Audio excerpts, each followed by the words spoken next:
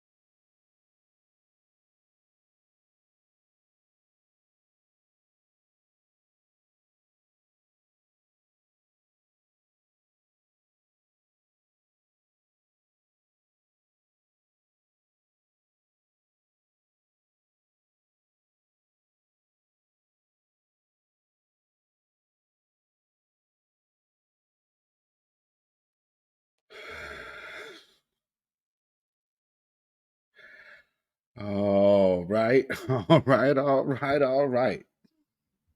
Welcome, welcome, welcome once again to the beatzillapdx official show news break. And I am your host, beatzillapdx, officially. And we are here once again on a midweek report. And this one is, we're going to talk about a few pertinent current events, namely the uh, conflict between Israel and Palestine. Then we're also going to see how that really kind of coincides with Ukraine and Russia. And we're going to see how the media is responding to such said crisis as well. And then just kind of, refresh your memory about certain things that have kind of taken place as of recent, to which people like to kind of escape. But one thing that is really the irony of it all is on one side you have uh, a situation where people are talking about anti-Semitism, and then on the other hand, you're saying I stand with Nazis in Ukraine. So it's very interesting that America is funding it all, but nonetheless, we are going to look at some things today because President Biden. It's interesting. I just want to, we're going to draw some parallels and some comparisons, if you will, to some of the things that they're saying. And it's very interesting how, when I guess the pieces are different, all of a sudden clarity comes in a lot faster of what the situation is. However, it's amazing that it's never related to Black folks, especially the descendants of chattel slavery here in America. You know, so when you're getting away from what foundational Black Americans have went through here in America, they say, "Oh well, let's forget about that. It's been so long ago." And for everyone else, it is never forget. So much so that with this situation going on right now, there are being absolute instantaneous comparisons to the Holocaust, from the conflict at how we are having it presented over here in our media, which none of us are over in Israel, so none of us could really say what is going on over there in Gaza. Uh, so, as it's being fed by Western media, take that as you will. It's just kind of interesting the timing of it all. But nonetheless, we'll get to that. So if you could do me a favor, family, if you could kindly like and share this broadcast, if you could hit that like button and share this to a friend or family member or an associate that you know that might need some assistance on understanding the plays and the powers at hand at the moment. And with that, um, this is going to be primarily dealing with international affairs, because that's what this is. Interesting enough, when you think of we're going into armed conflicts with, there now right now there's quite a few conflicts to brewing, and America seems to have its hands in a few. So this is, I guess, what you'll look for when it comes down to um, your wartime decisions. This is some of the people in the back room who will be making sure that all the American public is safe. And so this, I guess this kind of sends the message of strength now, doesn't it? Yeah, maybe it does, maybe it doesn't. In this country, this is the sign of bravery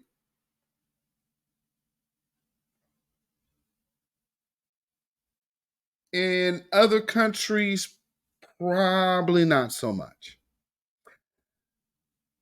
Just saying. So let's see. Let's see what we will start. We will start right here at the White House, shall we? So first, the gift that always keeps on giving and never disappoints. Chez Pierre, ladies and gentlemen. Chez Pierre.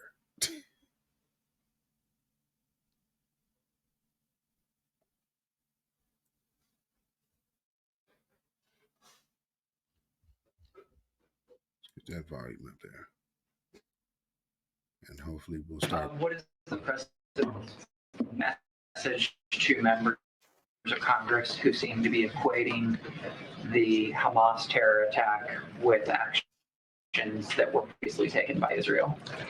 Look, here's the thing, and which congressional members? Well, there have been some members of Congress who have called for a ceasefire, and they have not gone as far as backing the administration's call for support for Israel. So look, I've seen some of those statements this weekend, and we're going to continue to be very clear. We believe they're wrong.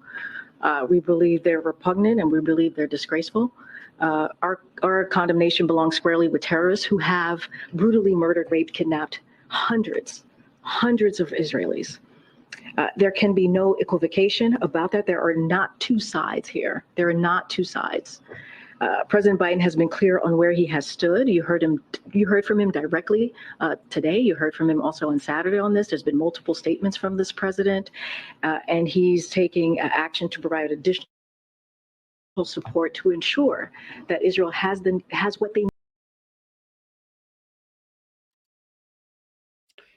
It's not two sides.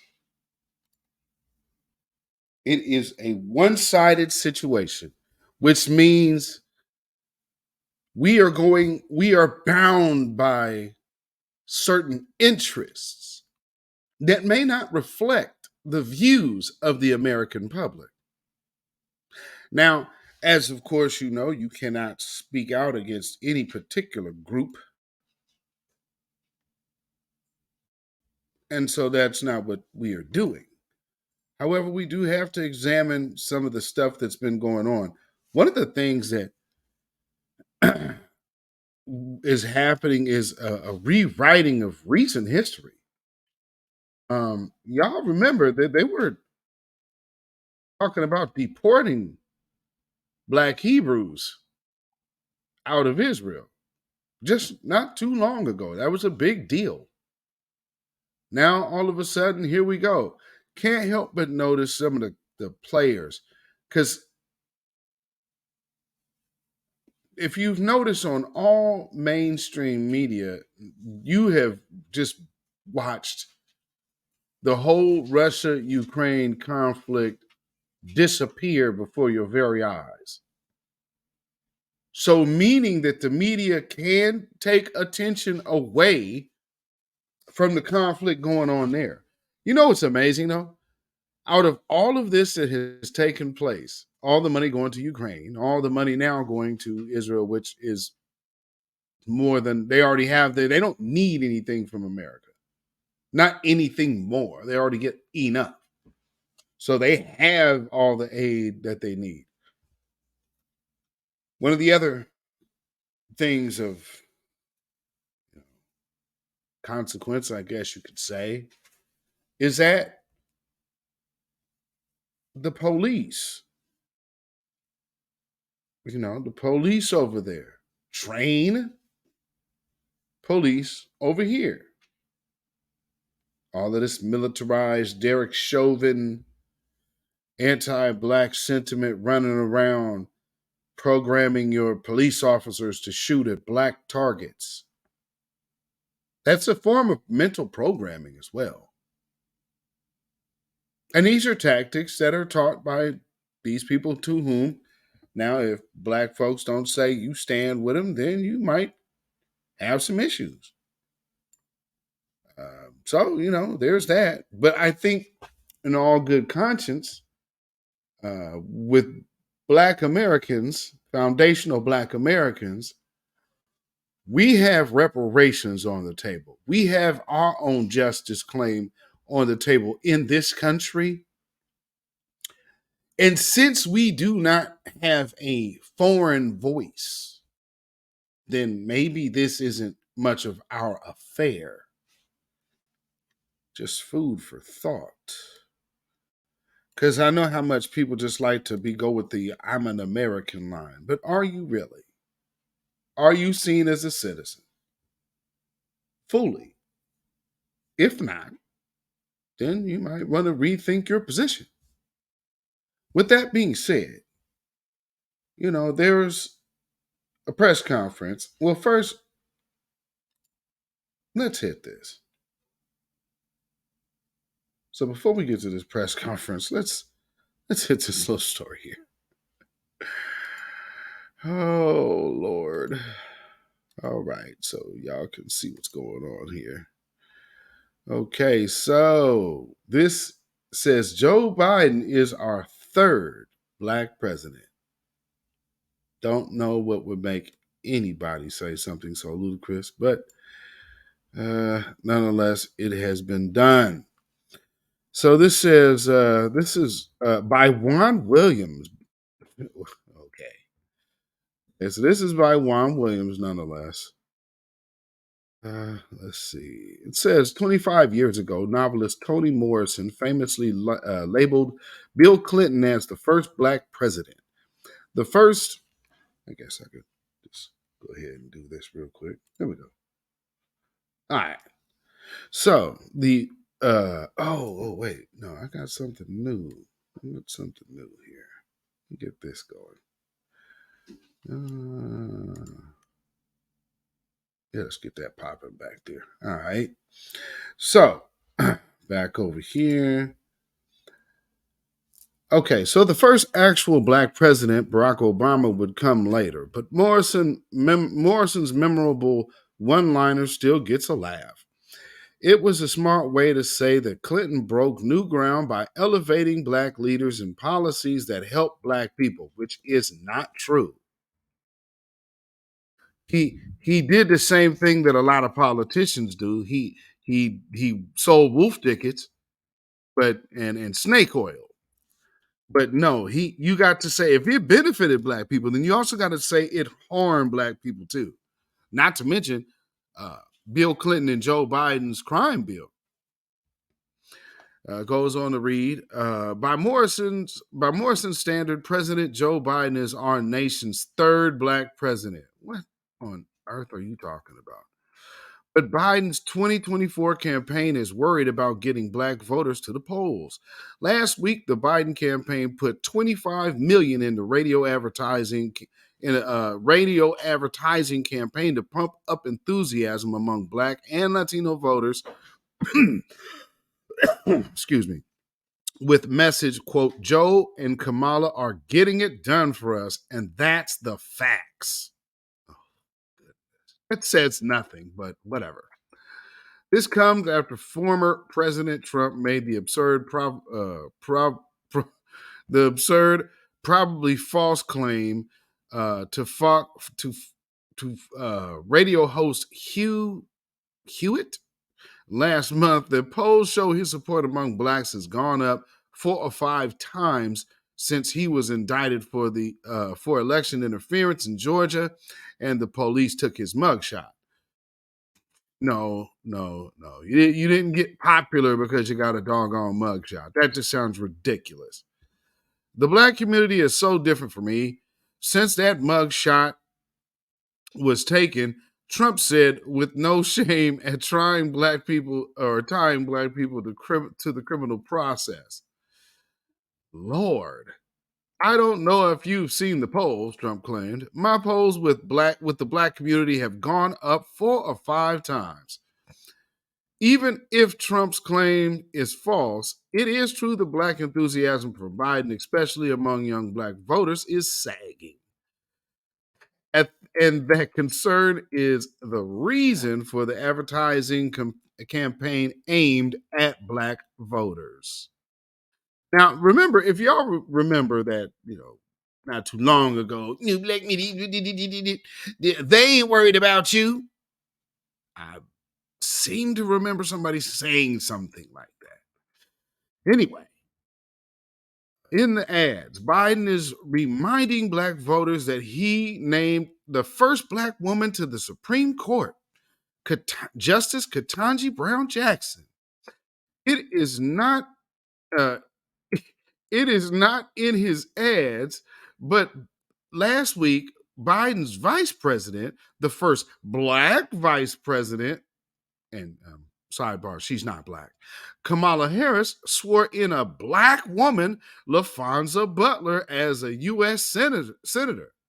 It is amazing to me and LaFonza Butler was put in place by way of the governor of California, not Joe Biden. So let's be clear. I don't even understand how you did that, but whatever. And not to mention a very close friend of Kamala Harris, by the way. Extremely close friend of Kamala Harris. It is amazing to me, after 50 years of covering Washington, to see black women sworn in as a senator while her wife, another black woman, holds the Bible, and the oath is administered by a third black woman who is Biden's vice president of the United States. Lord. There are now 3 black people serving in the Senate: Butler, Senator Cory Booker, and Senator Tim Scott. Oh, Lord. Wait. Oh, man. Are you threw Tim Scott in there? I guess. Who is currently running for his party's presidential nomination. In the House, there are 58 black members, including House Democratic leader Hakeem Jeffries, the first black person to serve as a top party leader in Congress. There have only ever been 3 black women in the Senate. The first, Carol Moseley Braun, told the story of boarding an elevator in 1993 with North Carolina Senator Jesse Helms. Helms had vicariously opposed the Civil Rights Act of 1964, savagely disparaged the civil rights movement, including Martin Luther King, and tried to filibuster the renewal of the Voting Rights Act of 1982. According to Moseley Braun, Helms saw me standing there and he started to sing, "I wish I was in the land of cotton."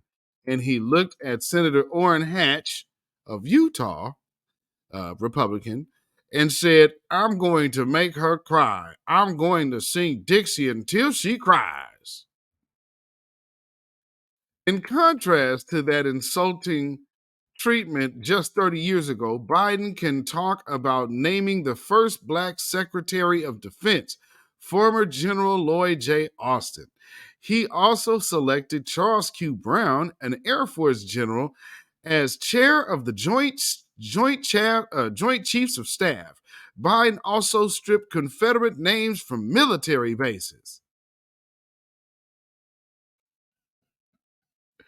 Now, he's just given off a list of absolute nothing burgers for the black community, saying that there's been something done for black folks. No, he just furthered certain black people's careers. That's not anything having to do with advancing the black community. And let's see, it goes on to read, and in all the negotiations over the debt ceiling, Biden put his trust in a black woman, Shalonda Young, Biden's director of the Office of Management and Budget for the first black person in that job. Apart from elevating black people, Biden's record includes real help for black Americans, or for black America. Really? Okay, it has a semicolon as if it's going to say what he's done. Let's see how this reads. Biden has achieved the lowest black unemployment rate on record. He lowered the cost of prescription drugs and hearing aids. Well, first off, let's go back to the first one. That's not true. Lowest black unemployment rate on record. That's absolutely not true. He lowered the cost of prescription drugs and hearing aids. Not sure what that has to do with the Black community at all, but okay. You said Black America. This lowered that's all of America. So okay, let's not do that.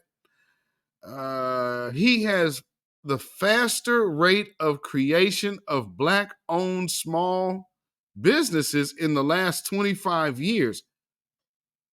He has the faster rate of creation of Black-owned small businesses in the last 25 years. No, he does not. And all the policies to which you are actually referring to came by the way of the previous president. And you know that to be true. Because all the people to which you speak of right now are complaining about the taxes. So I don't know what you're saying, man. No. And not to mention, some of those things have gotten vetoed. So actually, that's absolutely not true. So yeah, another shot in the dark, but you missed. He can point to an increase in Black enrollment in government-sponsored healthcare plans and double-digit reduction in child poverty. Where? How? If you didn't do anything for the Black family and the Black community, how on earth can you say you reduced by double digits Black child poverty? And how do you even rate that without judging by the income of these families and the medium income of families? And if that's not reflecting that, if house ownership is not showing that, then you absolutely could not have changed, or especially by double digits, reduced Black child poverty without having Black children, having Black families, having generational wealth. That's impossible. So that's just something to say, I guess. Last week, he cut $9 billion more in student loan debt. Ain't got nothing to do with Black folks. He has fought to cut student loan burdens, which disproportionately weigh. Oh, golly. See, here we go. You said he's done things for Black America, but everything you have to do, well, it also helps Black people too. I mean, come on. See, he has fought to cut the student loan burden, which disproportionately weighs on low-income students and large share of Black students. Low-income students, meaning white and all other non-Blacks and immigrants. Don't kid yourselves. Biden failed to get past GOP obstruction on police reform and voter suppression, but he took on Republicans standing in the way of new laws to stop voter suppression. He bluntly asked them if they want to be on the side of Dr. King or George Wallace. Well, considering how George Wallace and Strom Thurmond was friends, brother, I just don't know there, buddy. He bluntly asked him. And I would, okay. So again, and then that's again rewriting history, because again, Joe Biden is a understudy of Strom Thurmond. So all these guys were staunch segregationists. Good Lord. Biden has lived up to the pledge he made on the night when he declared victory in the presidential election. And now this is where the blatant lying comes in at. Now you just blatantly lying. No, this part is not true at all. And let me see here. Bear with me 1 second here. No, don't do that.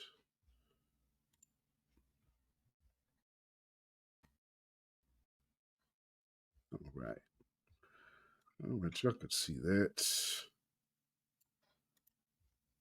Okay. Because now you see where the lying starts happening. Biden has lived up to the pledge he made on the night when he declared victory in the presidential election. Standing next to Harris, he told Black voters, "You've always had my back and I'll have yours." Do you think Joe Biden has Black America's back right now? Is this what you're trying to really say that he has done? Now, Biden often tells audiences they should not compare him to the Almighty, but to the alternative? Not that I can ever say I remember hearing him say that. Uh, it looks likely that the alternative to Biden in 2024 presidential race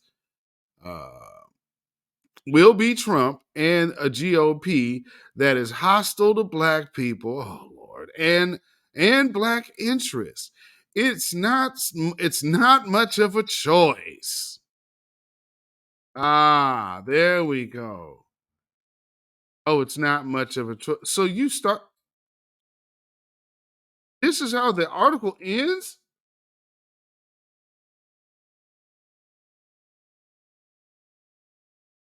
No, it's very much a choice, and half of what you said wasn't true. So no.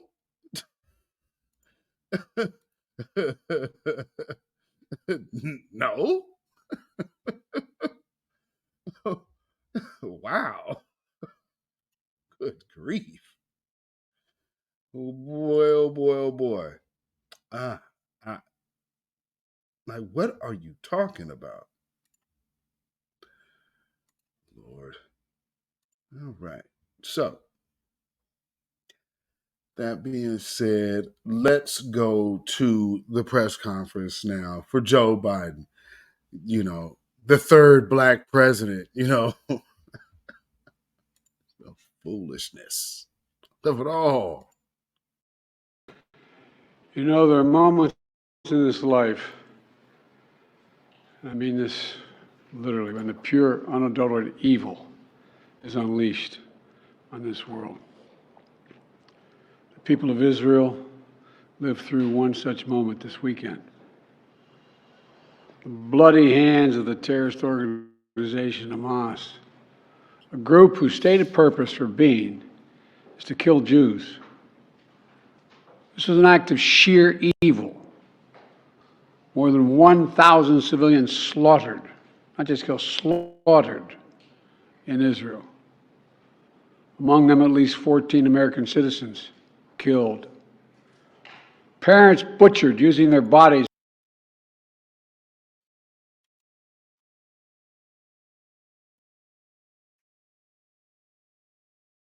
Here's a reminder for you, President Biden. 1, 2, 3, 4, 5, 6, 7, 8, 9, 10. Count them up. All of these people were brutally slain in a racial anti-black massacre in Buffalo, New York. Just shopping, minding their own business. 3 in Jacksonville, doing the same thing, trying to get them some cheap items, to have some weirdo busting shots because he hated ends. In both cases, both weapons had swastikas on them. Interestingly enough, the same billions of dollars going over there to Ukraine are going over to people who have the exact same sentiment. But we're funding their situation because it fits your interests. And then we have bootlicks out here telling us that we need to get behind this. Well, I would beg to say, if it's a conflict where people are harming one another, when we're saying we're only going on one side, yeah, you can speak for yourself. You don't speak for Black America. To try to protect their children. Stomach-turning reports of babies being killed, entire families slain, young people massacred while attending a musical festival to celebrate peace.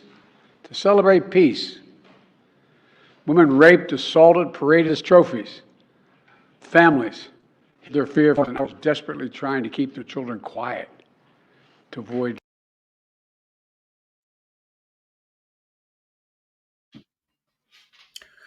Now, all of those things to which he's mentioning, you could say trying to keep their babies quiet.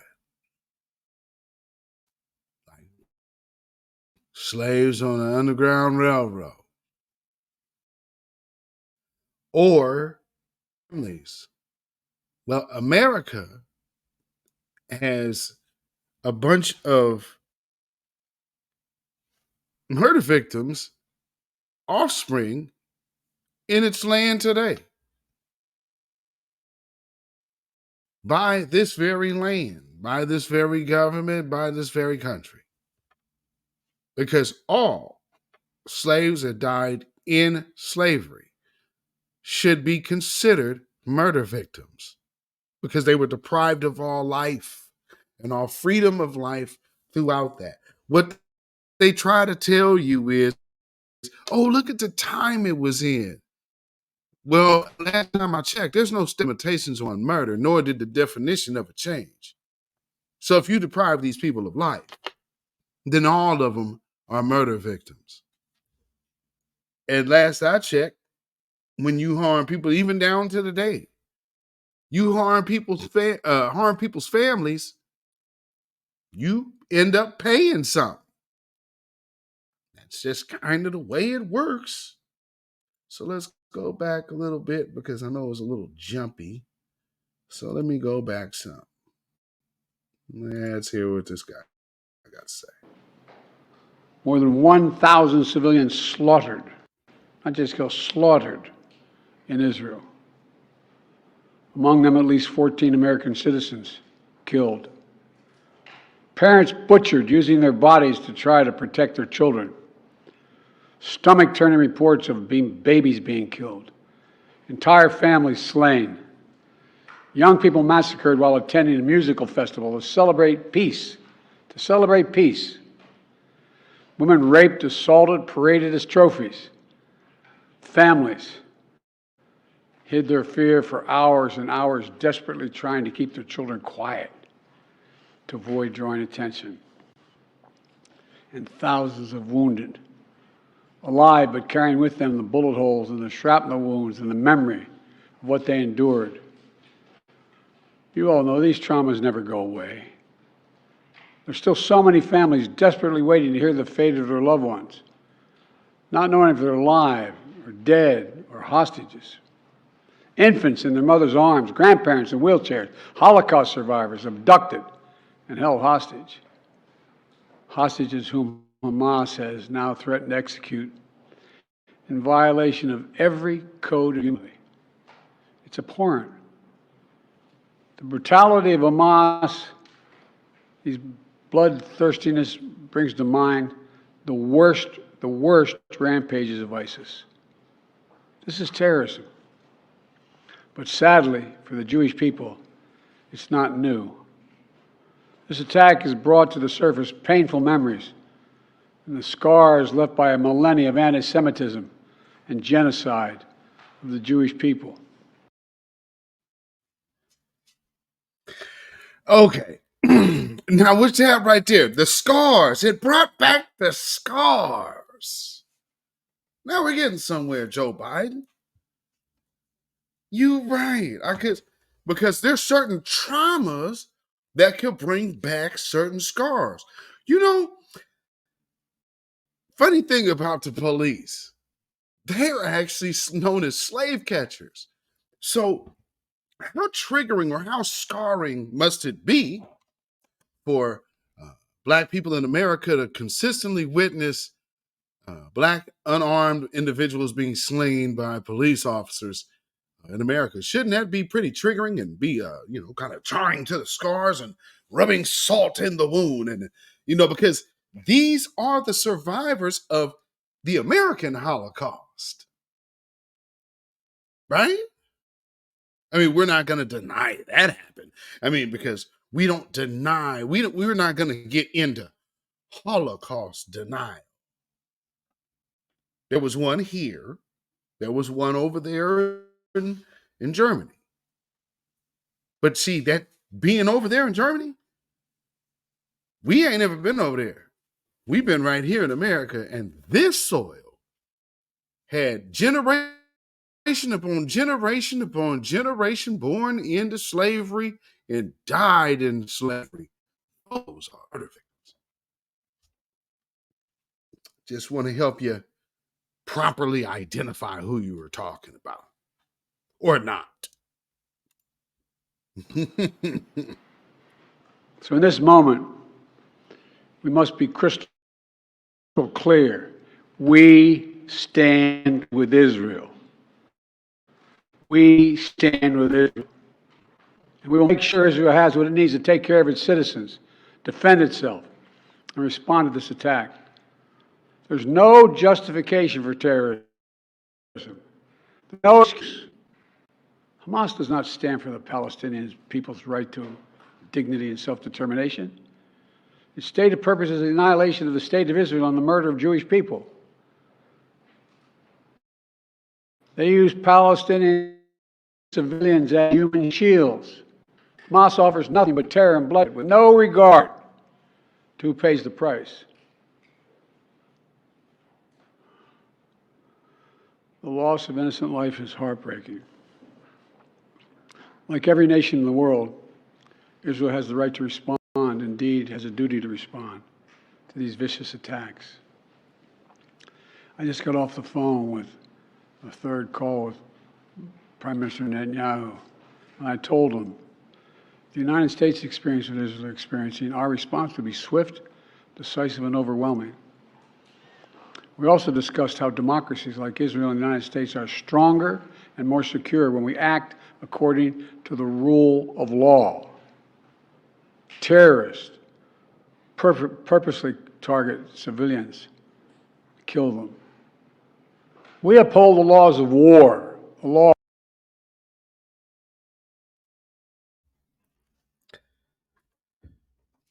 Have to address that.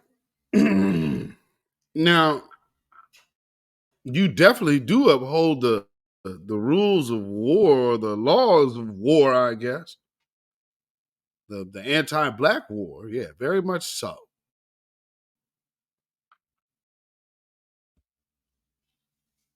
But see, all of these things that he's talking about are all things relative to black folk in America. But now the issue is here.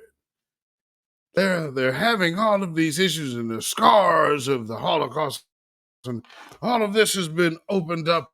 And let's just hear that part again. I don't know why this is acting like this. Okay.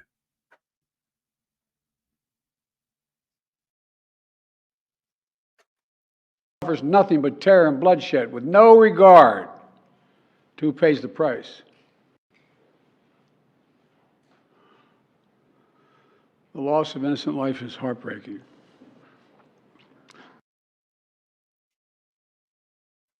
Yeah, you think? Like every nation in the world, Israel has the right to respond, indeed has a duty to respond to these vicious attacks.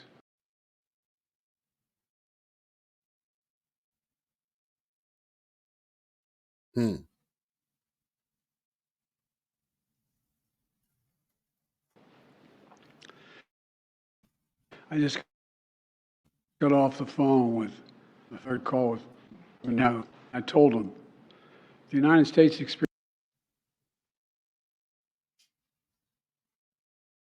Don't know why the sound is tripping like this.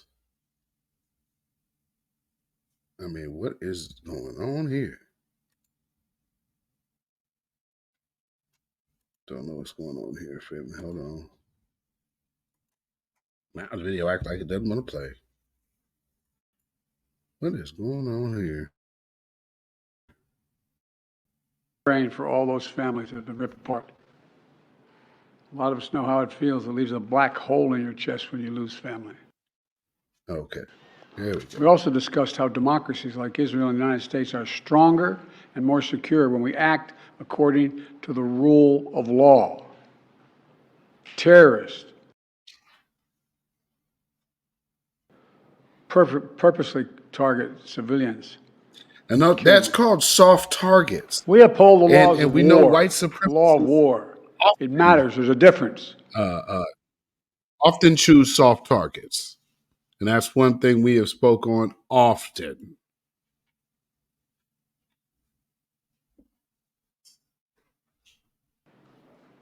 Today, Americans across the country are praying for all those families that have been ripped apart. A lot of us know how it feels. It leaves a black hole in your chest when you lose family. Feeling like you're being sucked in. The anger, the pain. Don't give in sense to of your hopelessness. anger. This is what they mean by a human tragedy. Oh, Lord, I don't know what is going on here. But nonetheless, because obviously that doesn't want to play today.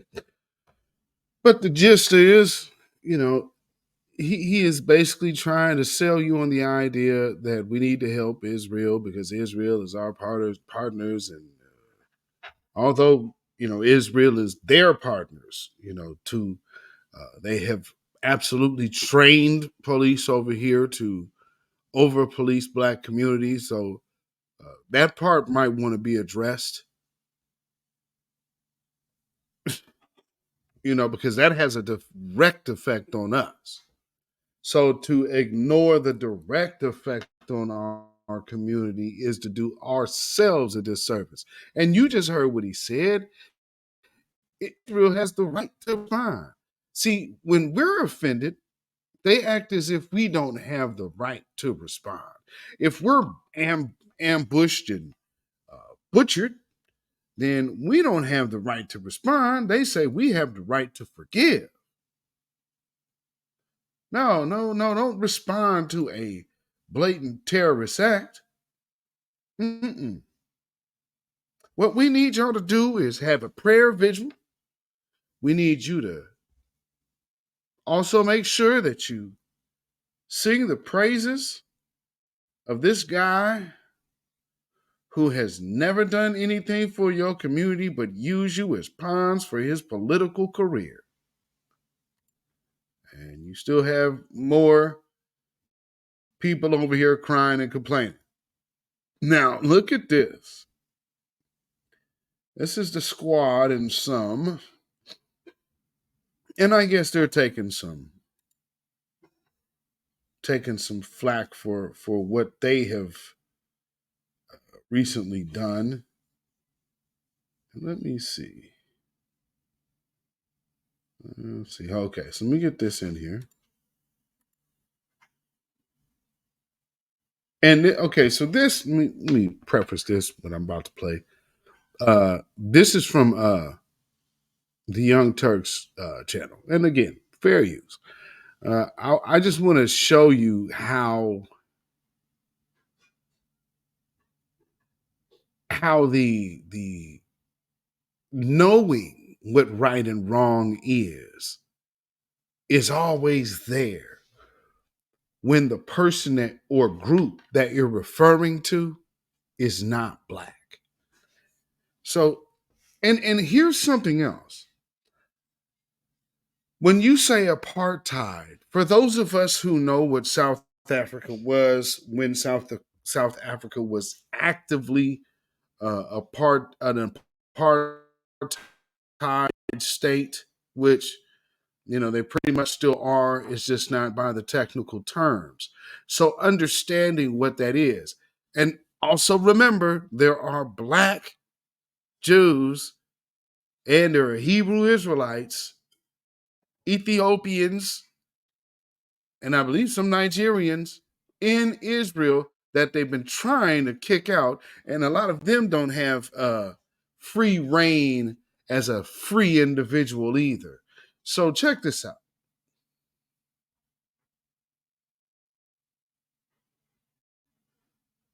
Responses to Hamas's assault on Israel and the ensuing escalation of violence. Let's start with what Cori Bush stated last Saturday, just a couple days ago. I am heartbroken and Why is every video like Okay, so we're not finna do it like that, family. Hold on. I'll just go here. This makes no sense. Let me get that out of here. And bear with me 1 second.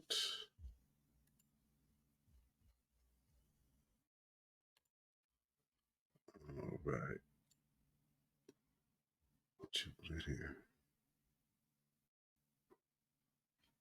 Squad members Cori Bush and Rashida Tlaib are receiving harsh criticism from fellow Democrats over their responses to Hamas's assault on Israel and the ensuing escalation of violence. Let's start with what Cori Bush stated last Saturday, just a couple days ago.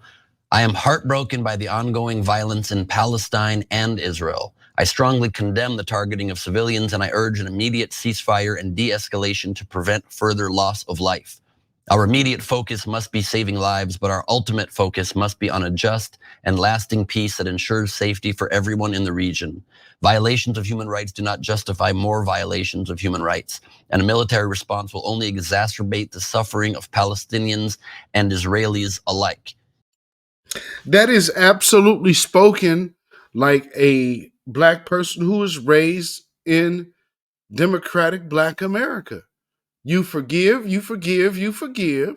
They come and harm you, and you forgive. What are you mad at? This is the philosophy that you make sure these people sell all the time. So now is she not supposed? Now is she supposed to be a warmonger? Let's get out there and fight, and we gotta come out with our strongest resolve. No, no, no. You have taught black people that there is never a time to fight. Always time to love. There's never a season of hate. Only love and forgiveness. Forgive, forgive. And now here we are. And you are upset that the philosophy that you have shoved down black folks' throats is now coming back to bite you in the tail. Well, she's indicating there that she does not think there should be a military response to slaughter in the streets and homes of the Israeli population. She continues, as part of achieving a just and lasting peace, we must do our part to stop this violence.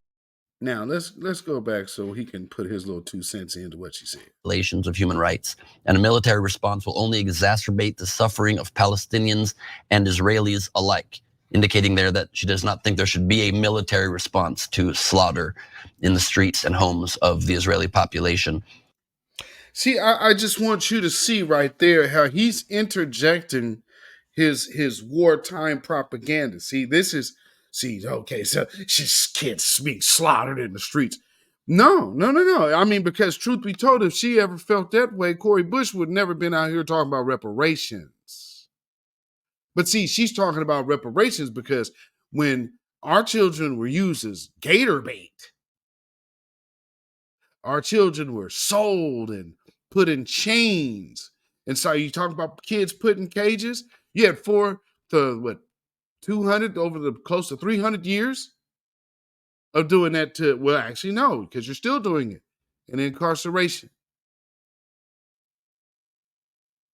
So you love your chains. The shackles have never left. The shackles have just gotten a little shinier and updated. But this is still the land of shackles and the gun. Nothing has changed. And so now with this person over here trying, I guess he represents a dual allegiance. He can only smell war. I guess that's really Old Testament there for you. Because he believes in an eye for an eye. He ain't on no forgiveness. And he's shunning the forgiveness talk. She continues, as part of achieving a just and lasting peace, we must do our part to stop this violence and trauma by ending U.S. government support for Israeli military occupation and apartheid. Well, Those are good things to stop, aren't they? Now, I want you to just listen to how this interview turns. And even the dude from the Young Turks, he pivots. I just want y'all to, because we're going to get into the double standard of it all. And then you get these people out here who can't nobody say nothing about. Now you're having a situation where all of that is coming back to bite you in the butt. Because, hey, why don't you support us? You done bullied everybody on the block. You done told everybody who their friends are. And now you think that they're supposed to be jumping to your rescue? When you came to their house and told them that their family member isn't worth being in the mix or being accepted, they should be discarded. And this is something that, I mean, we know in the Black community has been, that comes from the church crowd, to be quite honest. That's the church, the Black church generation of throwing away people. They specialists in it. Because there's no longer standing mess than Black church mess. If somebody could find some in my, go ahead and give me a comment if you've ever seen anything that compares to that. A word that I think is ridiculous to use. And she's literally suggesting that we, in the middle of this horrible terrorist tragedy and attack on the Israeli people, that we end U.S. government support for our ally. No. She did not say end government support. She said don't fund a war. So she's definitely, because we could not ever pull out of funding Israel because Israel is already way overfunded by American money. So we're clearly not talking about pulling out of Israel and pulling funding from Israel, which, I mean, truth be told, do America ever see receipts on where their money goes over there? And no, you don't ask receipts for this person. It doesn't matter who we did. That's our prerogative. I can call in a receipt for anything my money go to. That's how that works. If I don't need to look at the gas bill and I want to look at the light bill, that's my prerogative. Just to let some of y'all Simple Simon ass people know. Only true ally in the region, Israel. Rashida Tlaib, the only Palestinian American member of Congress, also referred to the conditions in Palestine as apartheid. She wrote, "I grieve the Palestinian and Israeli lives lost yesterday, today, and every day. I am determined as ever to fight for a just future. The path to that future must include lifting the blockade, ending the occupation, and dismantling the apartheid system that creates the suffocating, dehumanizing conditions that can lead to resistance. As long as our country provides billions in unconditional funding to support the apartheid government, this heartbreaking cycle of violence will continue." Now, this woman is Palestinian, so naturally she should be compassionate towards the Palestinian people to which she hails from, correct? See, you what you are really witnessing being displayed is a inner nature. Now, don't let supremacists fool you that there's some kind of, oh, well, they're different and they're no. No.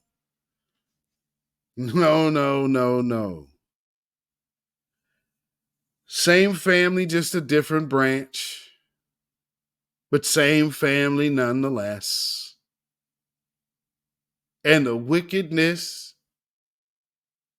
is off the charts. Because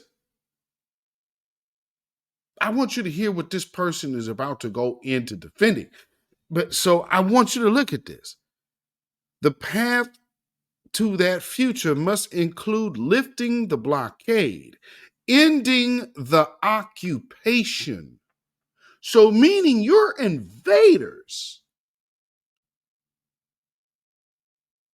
Now, for those of you who don't understand, for those Palestinians who were there for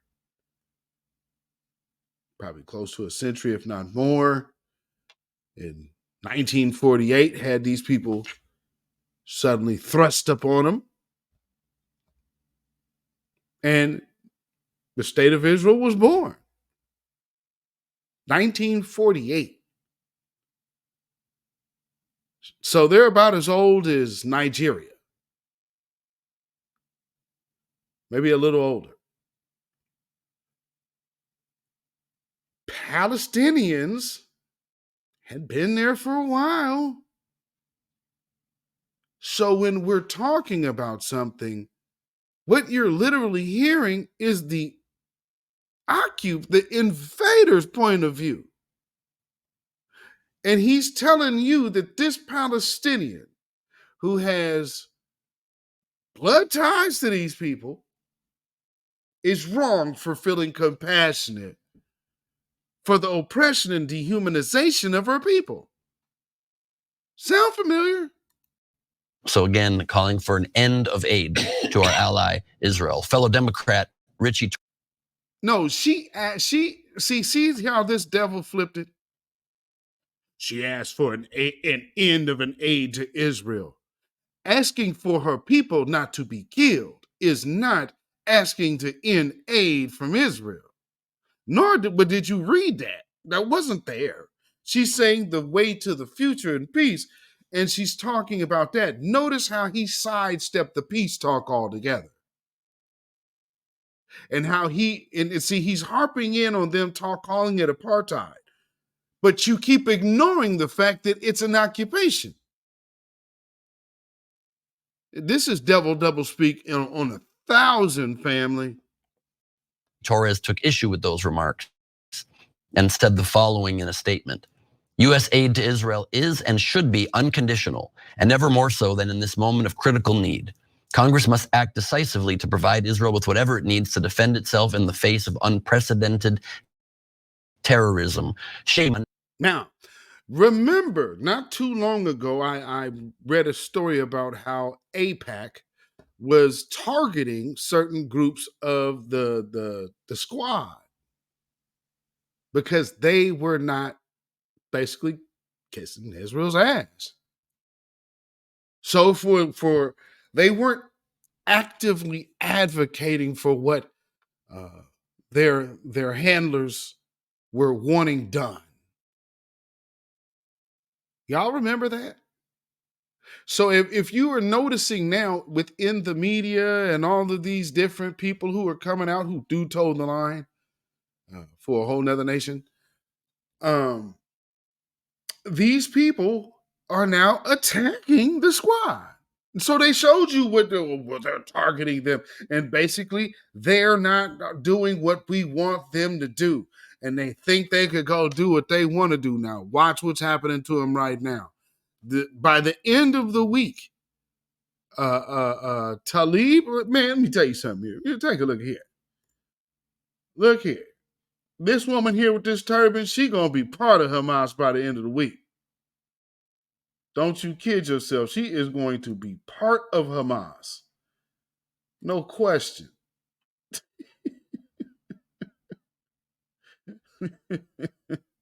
It'll be like, oh, she's a ringleader. She was organizing.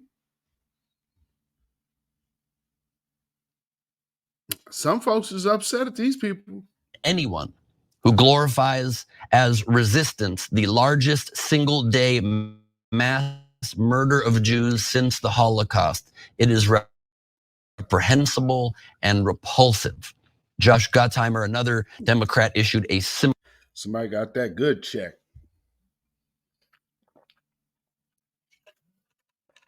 Now, here's the thing. The next name that you're going to do, don't they have a vested interest too, just like your fervor?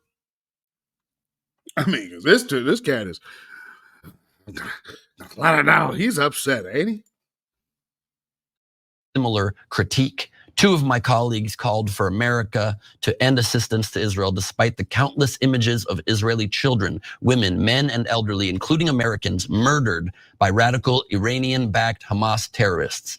It sickens me that while Israelis clean the blood of their family members shot in their homes, they believe Congress should strip U.S. funding to our democratic ally and allow innocent civilians to suffer.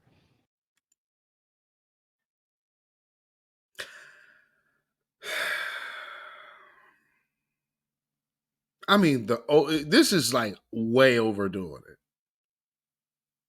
it. This is over the top selling it.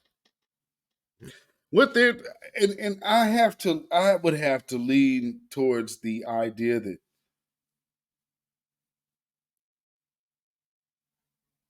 and this is just my thinking and running scenarios down in my mind. It just seems that maybe this conflict, if on the schedule, was probably scheduled for next year. So, Joe Biden can ride the anti-Semitism wave all the way to the White House. They have a whole thing they could run on. Here's one thing I think everybody wants you to forget about the Palestinians. Do y'all remember when the protests were going here in 2020?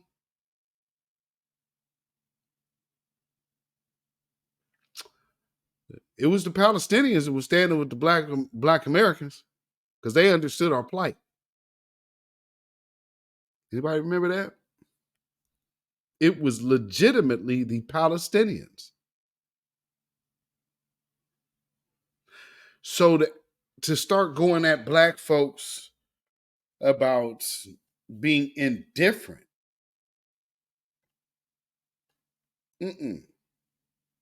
because see, at the same time, while they were standing with Black America against police brutality and government oppression, the ADL went after Minister Louis Farrakhan and Nick Cannon and whoever else they felt they needed to go after to put in line. Do y'all remember all of that happening? That all took place at the same time. Made Nick Cannon apologize because, and then made all type of people apologize for associating with Minister Farrakhan and going to listen to what Farrakhan had to say.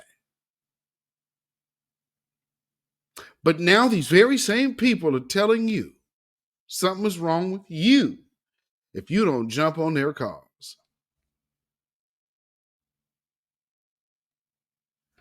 Some would say, if you're powerful enough to have all of these people apologizing and no one can say anything, you don't need us.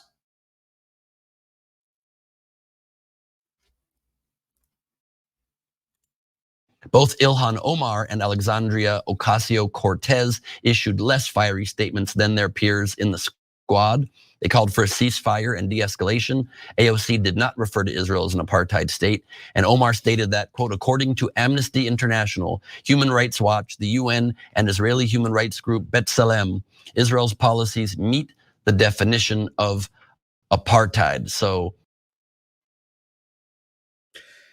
as you were saying they use different words, you actually had to take the long way to find out that, yes, it actually is apartheid because it fits the definition of it. What part of the definition of apartheid says she's using the word apartheid? She's calling it what it is. By the definition of what it is. So she was careful enough to literally go by the definition of, and then started with the definition, ended with the word. So people in the media who have barking orders might be a little overzealous like this guy and not read ahead. So just like what he just did, this is what you witness when you play yourself in real time. And this is what this man just did, ladies and gentlemen. And so look at the look on his face and look at her smile. Ooh. Wow. How fitting. And y'all chose the picture. she did, in fact, use that term. Cenk? Yeah.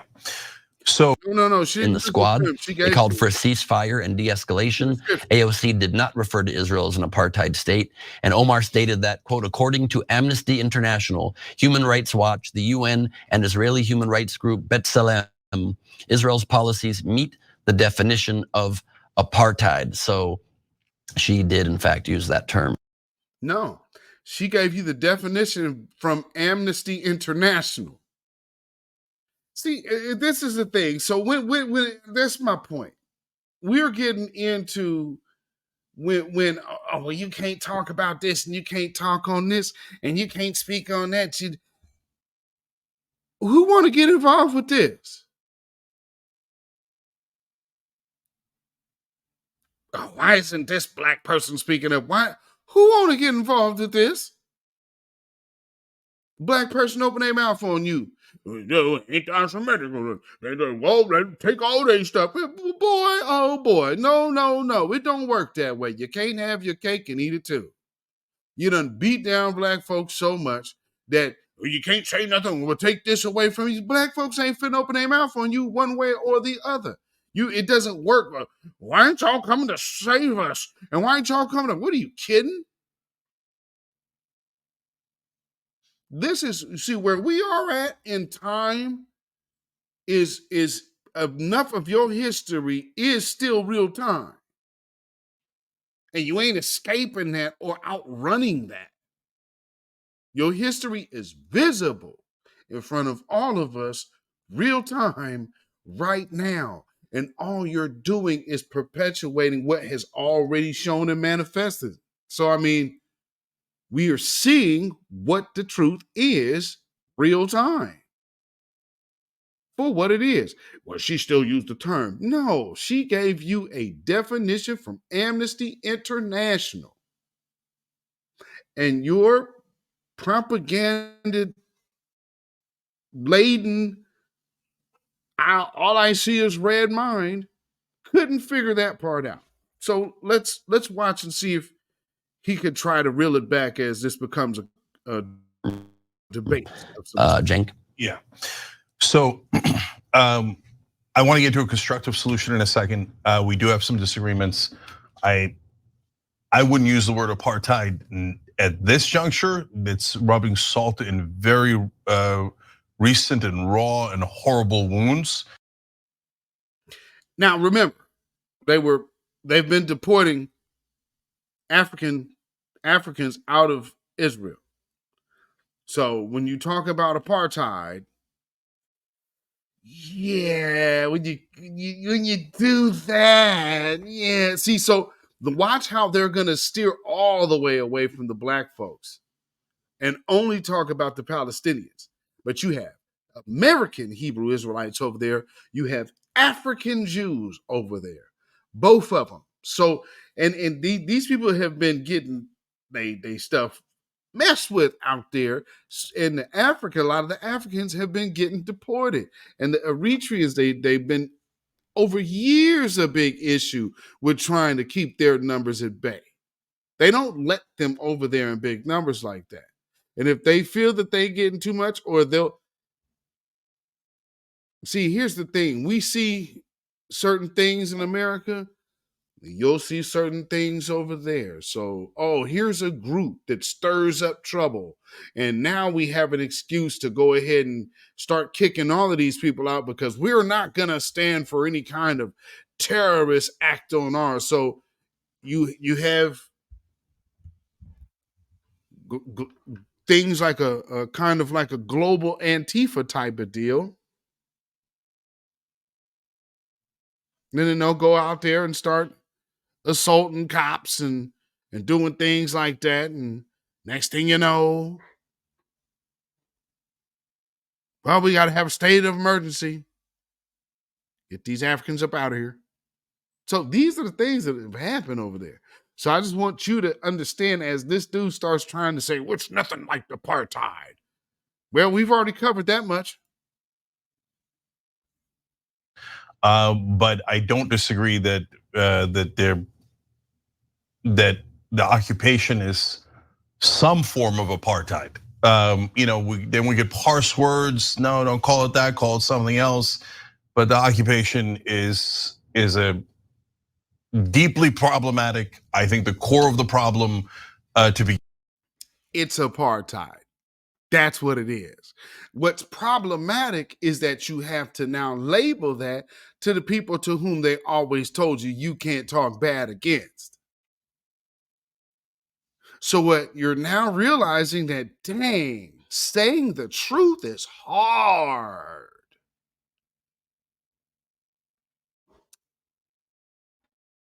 Which should kind of just on the flip side of that, think of the notions and the stuff that you hear all the time versus how uneasy this young Turk fella is. He's uneasy. He's visibly uneasy. He's uncomfortable addressing this because he has a different position. He's already conceded to not calling what it is what it is. And then has to get back to the fact of, yeah, but that is what it is. So he's trying to do everything around having to admit the truth. Doggone shame.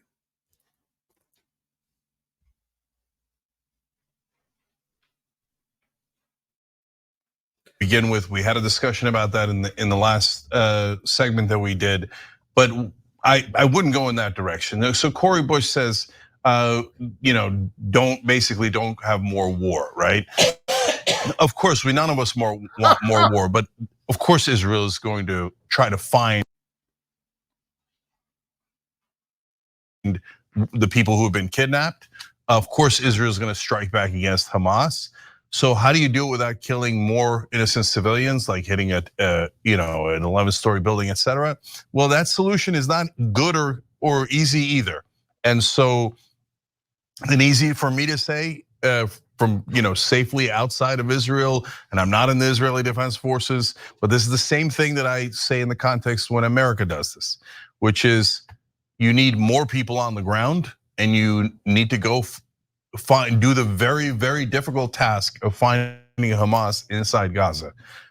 Well, I find that considering how the American law enforcement is, a large part of them is trained by Israeli forces. It seems to me that they have everything they need. What can Americans offer Israel when Israel is training Americans on how to go over police black communities? They have everything they need. They know how to go snatch up a snitch. They know how to put their knee on somebody's neck. They know how to go ahead and put sleeper holds and choke holds on. What they need us for? I mean, I'm just saying, all the things are self-contained there. Well, we need they need our money? They need more of our money? That don't sound right. No, that don't sound right at all. Us? Why? There's so many other banks that they could go to. And not only do they not have to, but they have the money to go to war. Again, we're talking about going to war when your money ain't right. Well, Israel's money's okay. I don't know what you're talking about. Here's the thing. They don't have control over Iran's money, which has always been the goal, is get control of Iran's money. Got Muammar Gaddafi out of there, so you just kind of put a kibosh on that maneuver. And here we are with, people who have been trying to get from under your thumbs. And yeah, let's hear a little bit about being under their thumbs.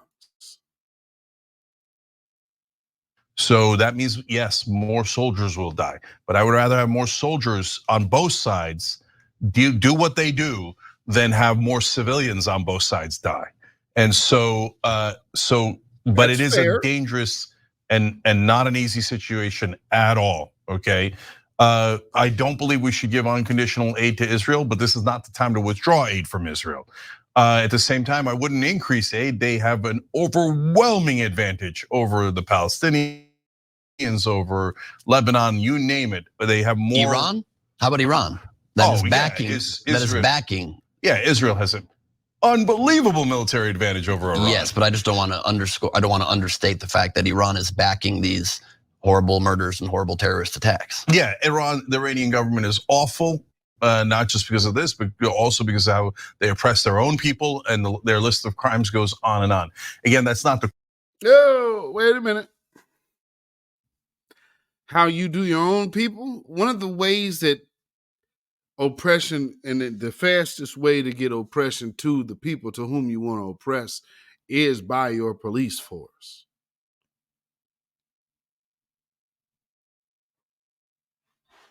And depriving them of basic necessity resources. So over policing and food deserts. Oh, that doesn't happen in America now, does it? The question is, what do you do about that? But Ben is right to point that out. But also, just quickly, you said you wouldn't call it apartheid. Then you said you'd call it some form of apartheid. And I just want to say on the definitions of apartheid, which typically is the rule from the minority of the majority, which is not the case here. But further, it's about racial segregation, legalized racial segregation. One group is deprived of political and civil rights. That is not the case here. Wrong. That is wrong, sir. Because it's the case with the Palestinians, and it's the case with all the black folks of Israel. So that's very much true. So the fact that you just got up there and lied, now this is deceiver talk. I'll just say that much. Either, because like I said in the last segment, we have 21% of doctors and nurses in Israel are Palestinians. We have a Palestinian on the Israeli Supreme Court. We have increasing numbers in recent years. Who does that sound like? We have a Palestinian on the Supreme Court. And is he talking about in America?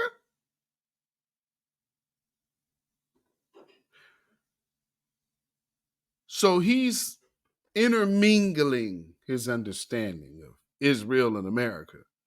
So for him, Israel is America. Because if we have a Palestinian, so Israel is doing all of this to not be what you're saying it is, and then you immediately refer to the American? So maybe he's talking in Israel itself, because kind of interesting that he made that reference, but sometimes you might just be hearing a little bit of double speak. Of people from Gaza being allowed work permits into Israel to bring more money into the Gaza Strip and into the Palestinian territories, and you have Israeli settlers going into the Palestinian territories, which we both agree is not a good policy, but is the opposite of segregation. It's literally integrating Jews in with the Palestinians. Invasion is never integration. Stop it. Invasion is an invasion. It is not an integration. What you talking about, buddy?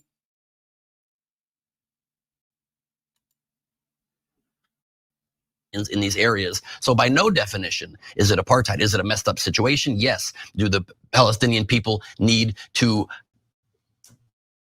come to the table, and do the Israelis need to come to the table and find a peaceful solution? Okay, now we have to get back to the lie that he just said. So in no ways is it the definition that it already fits. Because you say so? Because it's already proven to fit the Amnesty International's definition of it. So see, here's what you do. When all else fails, you lie. And then you lie some more, and then you just keep lying and keep lying and keep lying. Although what you just already said was already proven to be a lie, you just keep double down on that lie because some people's religion is just that. They go to the father of lies. Solution, find a two-state solution, find one that can end this, of course. But to use a term that just doesn't meet the definition just seems to further amplify and inflame anti-Semitism that just doesn't meet the basic definition of these words. So, Ben, I said I wouldn't use apartheid today. That's not the right way to go as Israel's suffering these horrible wounds, okay, and deaths and kidnappings. However, it is apartheid. But because it's Israel and you don't want to, ruffle any feathers, you're not going to speak the truth of what it is. It's apartheid by Amnesty International. I mean, good grief. It is what it is. Etc. In terms of the definition of apartheid, you could parse it in two different ways. Ben explained, like when you're talking about minority rule over a majority, I wouldn't say that qualifies. But it doesn't, I don't care about the exact words that are being used. But my point overall, Ben, is if you say that Israel is treating the Palestinians fairly, which I don't think you're saying. No. Yeah, that's not at all true, not. right? And so maybe Palestinians inside Israel, and yes, they've got some discrimination there too, for sure. But overall, they're citizens, etc. But the Palestinians in the occupied territories have no rights, and so their lack of freedom, lack of state, lack of rights is an abomination. And you can call that abomination any word you like, it doesn't really matter, okay? And so, but much of their lack of rights in Gaza specifically is due to Hamas being a jihadi terrorist organization. How deep of the devilry can you go? Whoo-wee. But see, they don't have freedoms. No, dude. They are occupied. And so that means they are controlled. You don't now get to blame some offshoot group. Family, now is this starting to sound familiar? Is his reasoning starting to sound a little familiar? You have absolutely dominated this group. You've absolutely oppressed this group. And then you're trying to say that they are free. Although you have to willfully admit that they don't have any freedoms. Is anything rubbing the same? I mean, good Lord. That literally wants to only create jihad against the Jewish people in Israel, deprives people of human rights, is the worst possible against the LGBTQ community when Israel is the most open in the Middle East when it comes.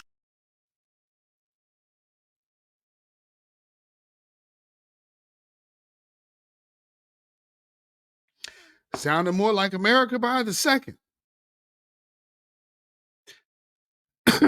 So are you catching that? Now they're trying to use sexuality as means of support. For a state and a place reverenced as the Holy Land.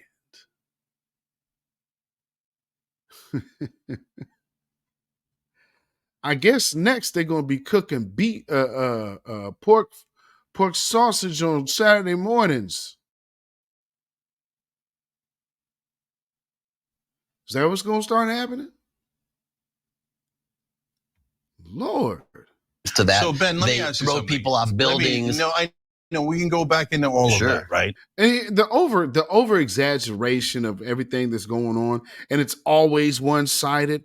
We've had that situation forever. That's why the voices of New Black Media and the grassroots have been doing so much damage, because you got people out here like this that have had full reign for a long time.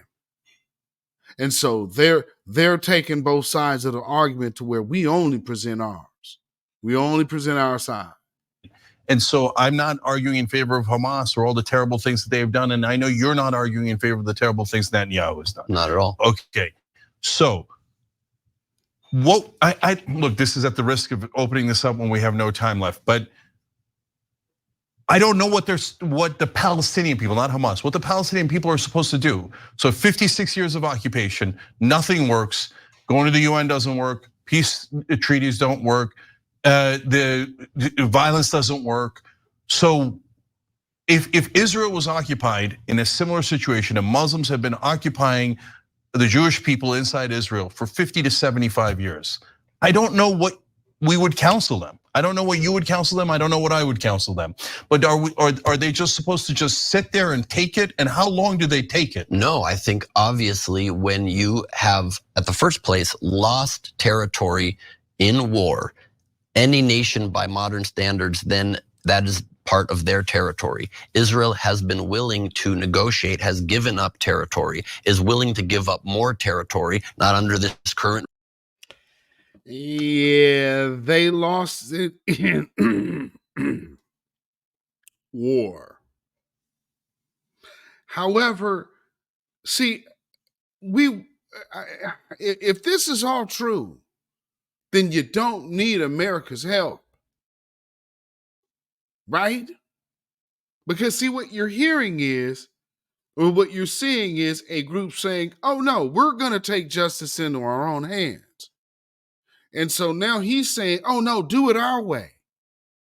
How does this sound? Does this not sound like everything they tell Black America? And so I just hope you understand when you hear the things you hear, a lot of times it's really only about control. So what he is saying is we don't want to give up any control that we have of these Palestinian people.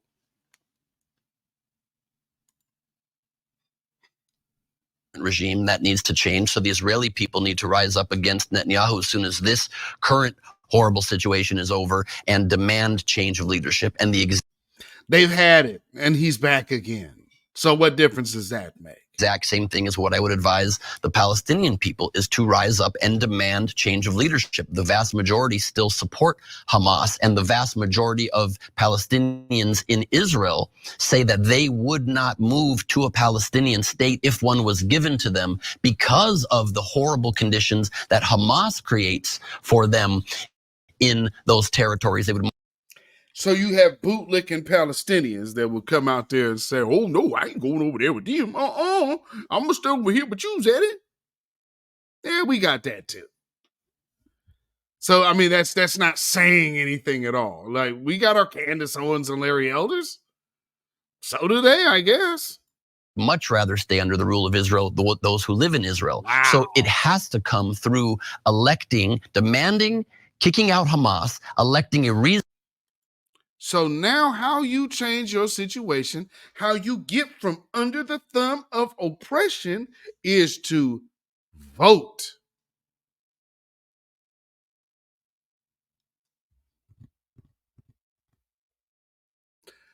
Any of this sounded familiar? Reasonable leadership and then negotiating. Under occupation, you will never get people to vote for moderates. It's not possible. It's never been done. Because, man, I mean, if you voting for an independent or a third party, you might as well be throwing away your vote. Throwing it away from who? Huh? Yeah, who am I supposed to vote for? Oh, well, I know you ain't going to vote for that Trump. I mean, man, you like racist? You ain't, man, the Republicans trying to send us back to the 50s. Man, if the Republicans bring it back in office, man, we going to be back in chains in the next day. In world history, when people are occupied, oppressed, don't have rights, or live under the rule of someone else, some other ethnicity, tribe, religion, etc., they have never ever voted for moderate leaders. Did you hear that? Never. And he's talking about in history. This group of people never voted for moderate leaders because they stayed with the oppressed line and mind state. They were never able to cross over the threshold. They stayed stuck. They did not cross the river. They stayed at the banks and just looked. And so you have to change your mentality of thinking. And if you believe that, oh, it got to be one or the other, then you're only going to vote for one or the other. It's not That's like, possible. that argument is exactly like you saying we should reelect Trump. It's exactly like you saying here in America, it's not possible. No, We're I under would such love terrible for them. times. No, I would love for them to vote for moderate leaders. I'm not saying don't. Now, see how he did it? He used Trump as the scapegoat and as the scary guy, the boogeyman. So you sound like you want Trump. I mean, he pulls the Trump card. So I hope y'all are hearing kind of where the argument that you actually hear, and you hear Biden sexuals and shills actually say all the time. Well, you know, you say certain movements might be funded by this group or that group or the other group. Sounds pretty familiar, though. I would love it. That's the only right? solution. But no, that can't be the only solution. That means it'll be a permanent occupation, because people in those conditions never vote for moderates. It's a way of saying that's it. We're never going to free you. I would free, as we discussed earlier, I would free them. I would build giant walls, and then if they dare cross over, the whole world agrees with you in striking back. And so, last things though on this is, thank God we gave Israel Iron Dome. That saved probably countless lives in that assault. Those are kids, sisters, aunts, grandmothers, uncles whose lives were saved. So if you question the military assistance to Israel, I understand in terms of some of the policies of Israel, etc. On the other hand, look at all the lives we just saved. And I'll always take saving lives over not saving lives. But yes, some can find this controversial. I don't. I would also give Iron Dome to the Palestinians. And so that you can't just knock down civilian buildings, hospitals, schools, and go, oh well. So I know, but if you're saying no, only one side should have Iron Dome and the other side shouldn't, that is a tough moral argument. But I'm thrilled that Iron Dome protected the Israeli civilians that it did. Yeah, but how about just negotiate and not continue to use violence as a means for peace? You cannot. Says the people with the police force who train our police to over police black communities.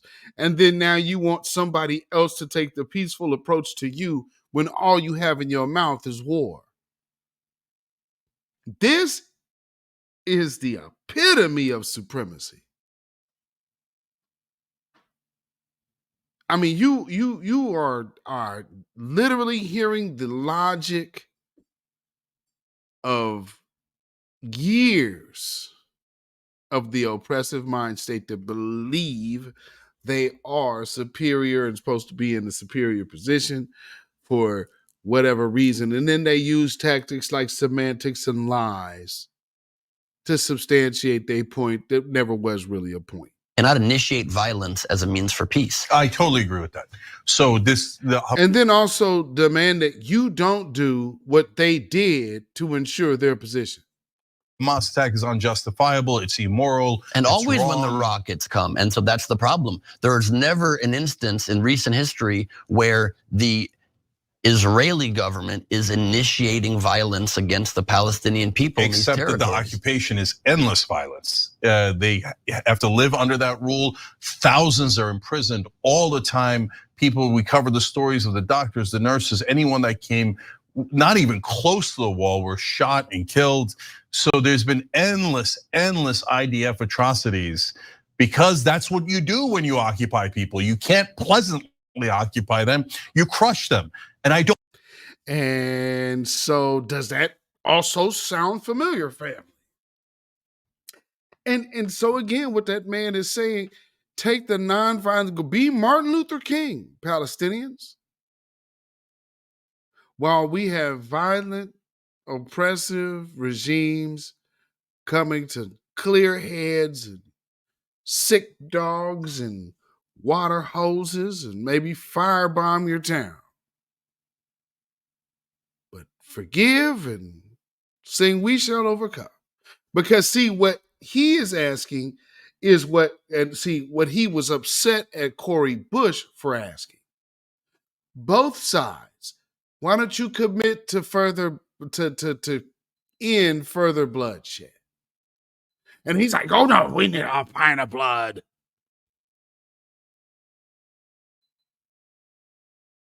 And then understanding how the loss of life is only a talking point. It's only a talking point, not a concern. Don't want that. It's ruining the moral fiber of people I love. And so please stop.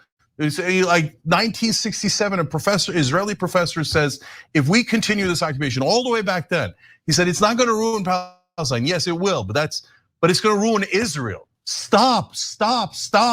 If you don't let these people go, we're gonna have to keep them down for all this time. And it's not only gonna ruin them, it's gonna ruin us. Again, family, does that sound familiar? Couldn't agree more with that Israeli professor. So look, but we've said our piece. You know what the reality is, and there are no winners here, okay?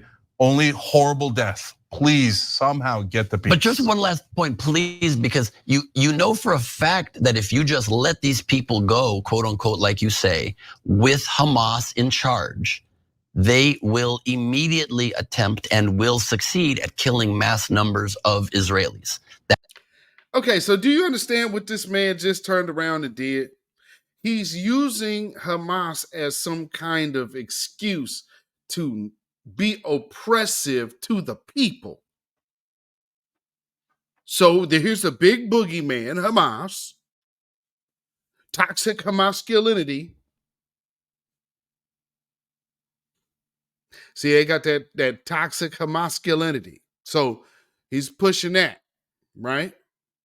So, yeah, so everybody else got to be oppressed because, I mean, if you gave them things and they would just run out and go buy Jordans and falafels and shawarma and, and gold bars and gold chains and more hijabs. I mean,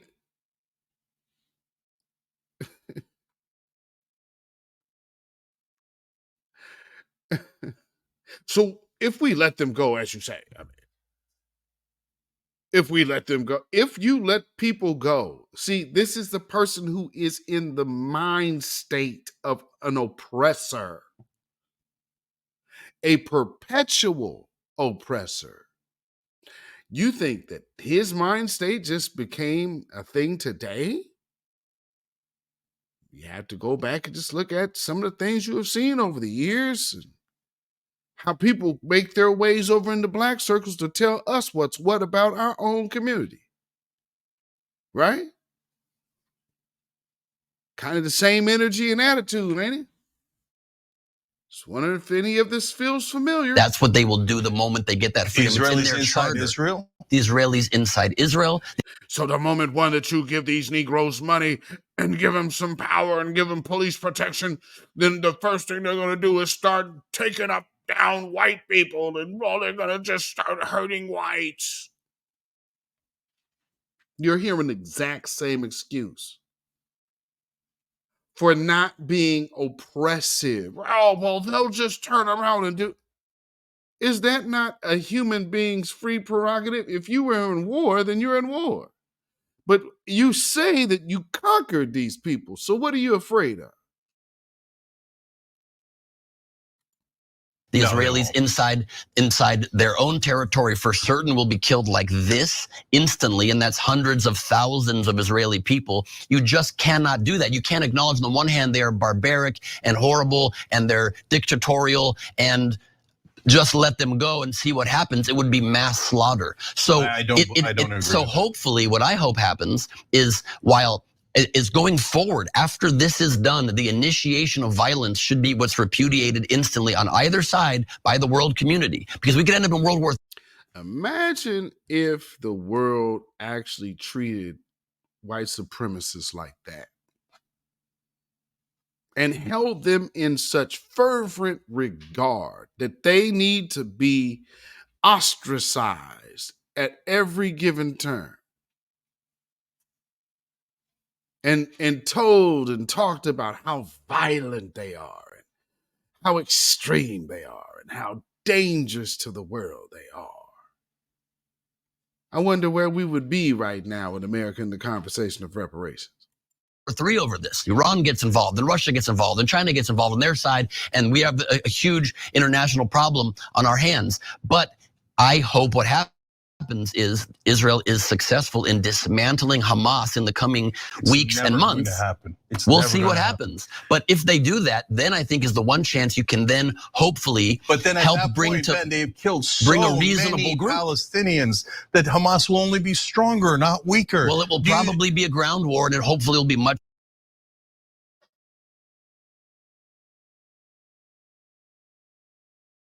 Blood, blood, blood. That's all he's asking for. Give me more war. Targeted, and it will hopefully will result in the killing of as few civilians as humanly possible. But as you yourself said, there is no choice but to retaliate. So we have to hope it's done in a way that minimizes civilian loss, and then we can find a way forward with a negotiating partner. But you cannot negotiate with terrorists hell bent on killing you. So that has to change. Well, the Palestinians. You cannot negotiate with a terrorist that is hell bent on killing you. Good point. Could say the same thing about the Israelis. We cannot negotiate with monsters who have occupied us for 75 years, deprived of us, and who have gone to the negotiating table so many times, etc. Who have occupied us for 75 years. Occupied. You didn't belong there.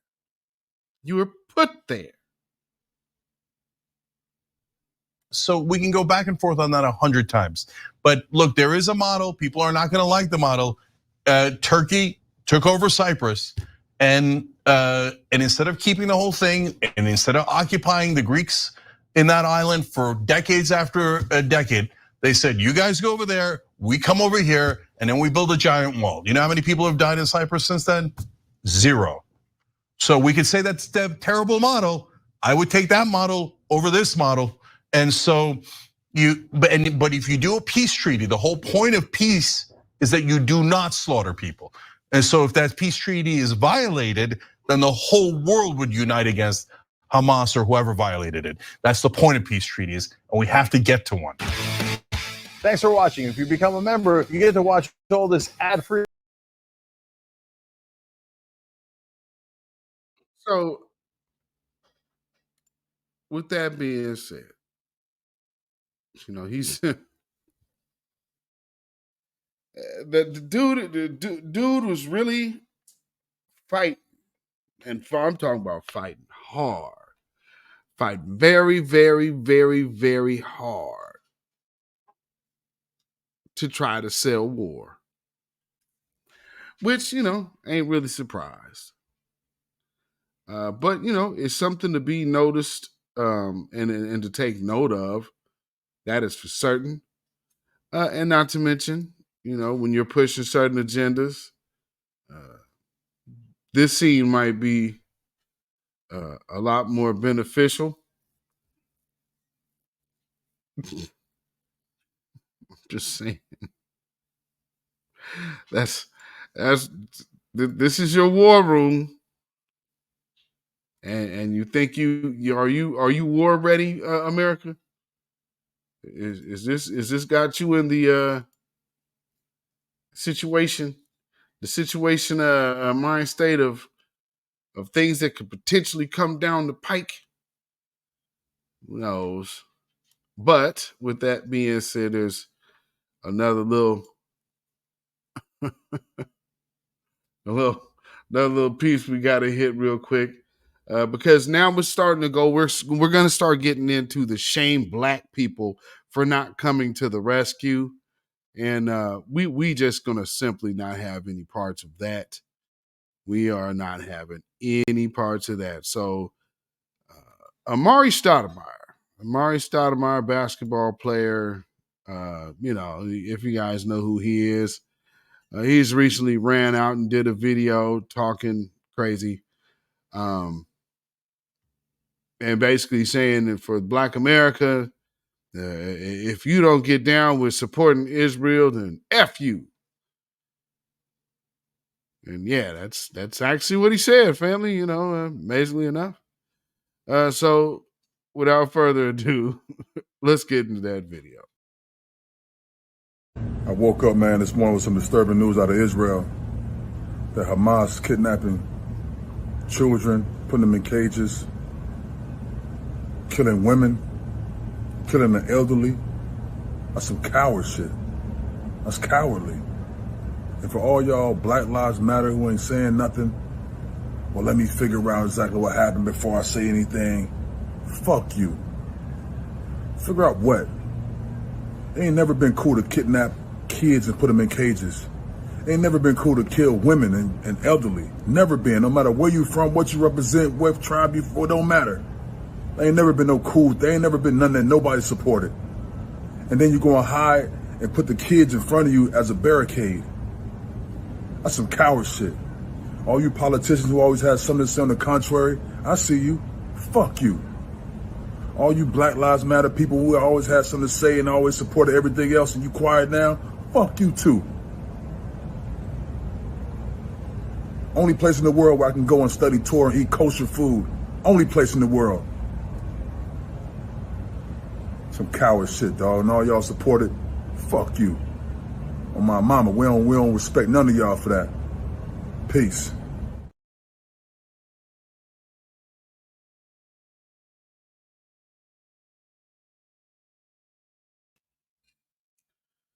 Good Lord, Amari Stoudemire. What made you go out there like that? I mean, Negro, what? Yeah, man. Yeah, it ain't cool, man. What was that even supposed to be? I'm confused. What was that even supposed to be? I mean, I'm gonna come out here and I'm gonna shame y'all. Where y'all Black Lives Matter, and that almost sounds like like where are you pro-Black people at?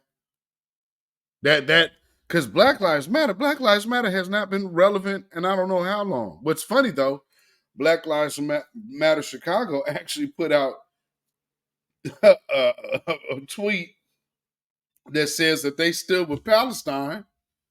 So I guess that there's probably a lot of upset folks, but I guess for all intents and purposes, people are wondering, oh, well, why ain't the grassroots? Because this ain't our affair. We're not going to turn our attention to this. That's international. That's America's international affairs. That they don't include us in. We don't get no money from benefits from all of this connection here. So let's just worry about us and what we got in hand right here, which is getting the anti-Black hate crime bill and getting reparations, among other things. One thing that should also and could already be done is, see, they talk about this healthcare thing. And there is no Black American, foundational Black American, that should not be covered naturally by the government. I mean, if nothing else that the American government can do for Black folks, you should have already had Black people covered health-wise. See, this is how you know you have an oppressive regime in place. Just like you was hearing dude talk about. So I would just wanted to make sure that you can hear how they maintain power of an oppressive regime. Then what did he start doing? Then he started saying, well, if you want something different, then you vote these people out. It's exactly the same thing they say here. And no, you can't vote them out. It's not how it's going to work. And so before we go, here's another clip.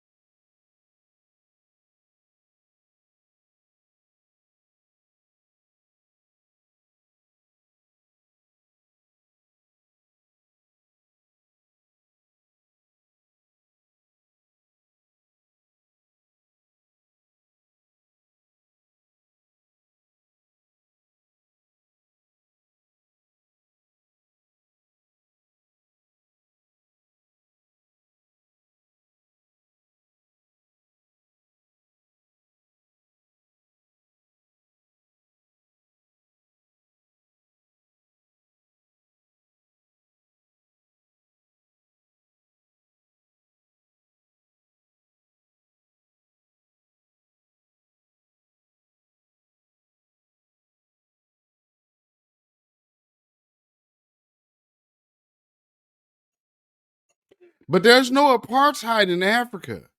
There's no racial or in Israel. There's no racial problems in Israel. He called now see how he was dealing with his immigration problems from Africa, and he wasn't condemned for it all, by the way. He actually said they were the biggest security threat to Israel. All of those African invaders. See, they actually called them what they were. See, unlike how we do here, we say asylum seekers and dreamers and all types of other things, but really all they are is just coming over here to get their piece of the American dream, which was built off of slavery. Always remember that. So somebody come over here, my family, your family came here to partake of the land that was built by slaves. All of the capitalism and all of this and the spoils and toils and all of that you enjoy, yep, all came from slavery. Free labor had to happen somewhere, and it happened here. So we can't deny that. You know?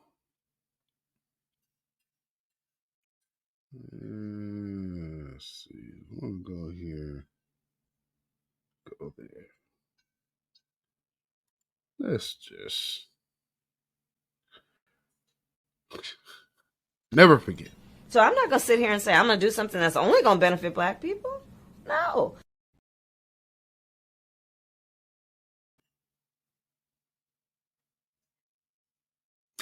And family, we going to end with the video that I While started. we tried to ban assault weapons, they tried to...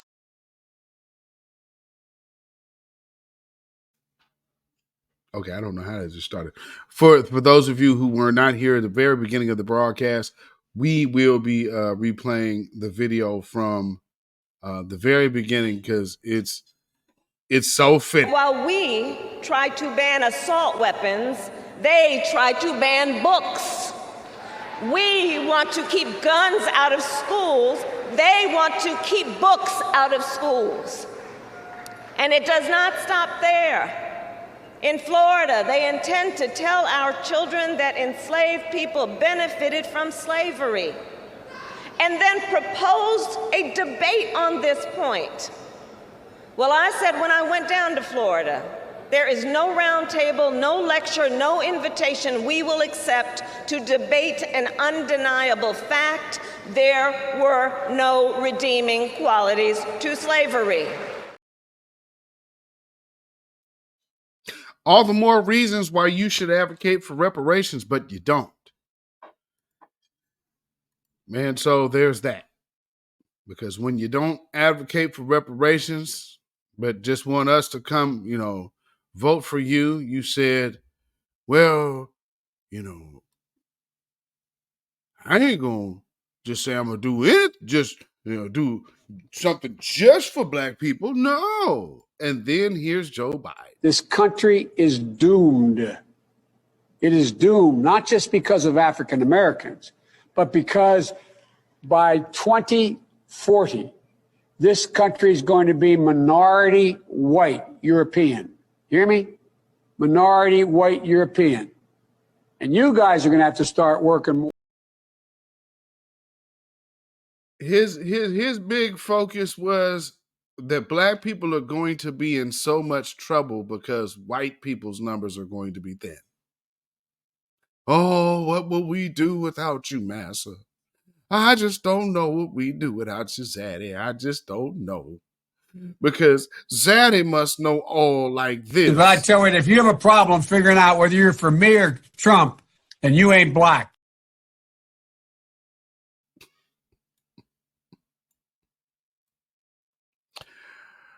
Oh, Lord.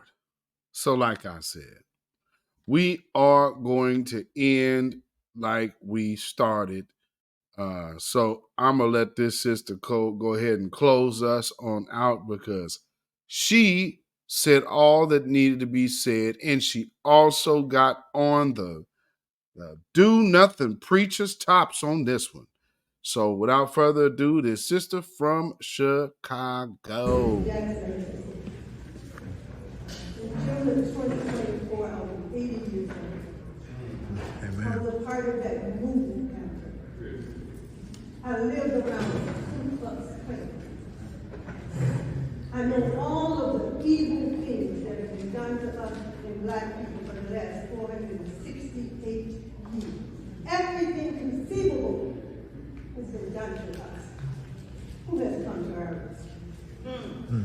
Who has helped us? But when others are suffering, when others are going through things, I don't care who they are, Black people are supposed to be humanitarian. Black people are supposed to care. Black people are supposed to give up their land, give up their homes, give up everything that we worked for, everything that we've gone through in this country. I'm standing here because our ancestors survived that middle passage. And we're going to let these people, bring these people in here, run us out of our home, run us off our land, run our children out of buildings like these. Our children don't have access to parks. Take our money. These are our tax dollars. Come on. Yes. Why aren't these politicians? Where are the ministers? Why aren't you marching in the streets like we used to? Hey. Why aren't we doing this? And you talk about God.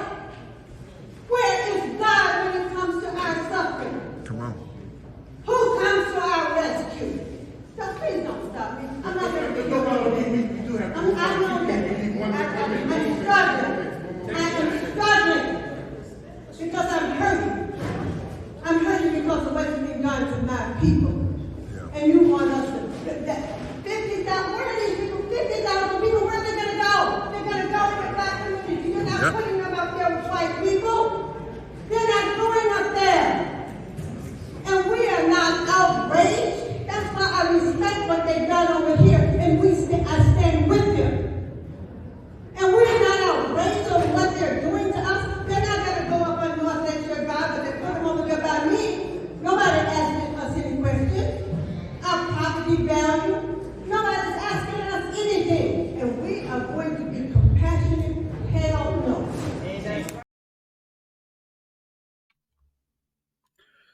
A passionate hell no. I am not mad at that, sister.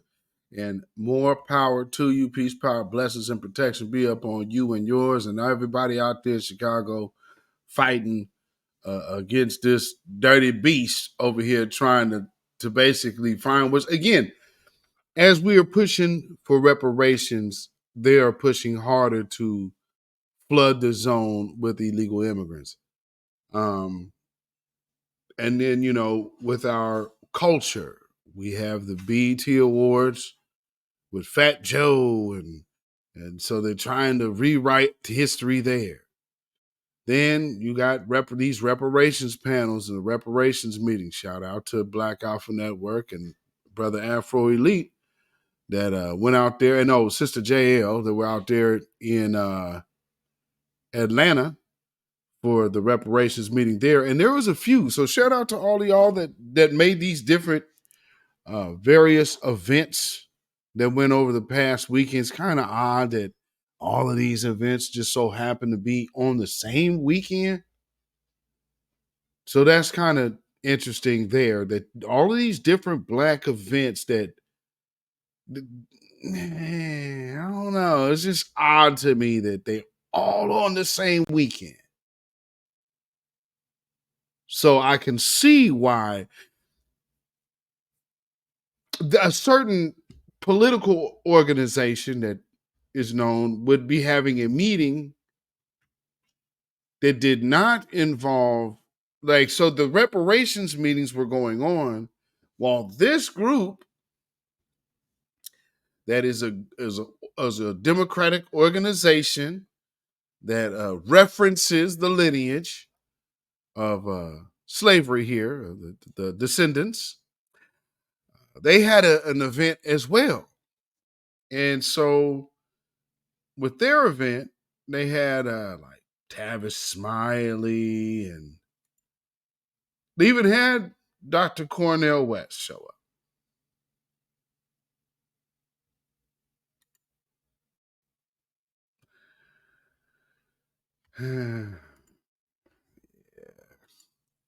So, you know, this took place. And this.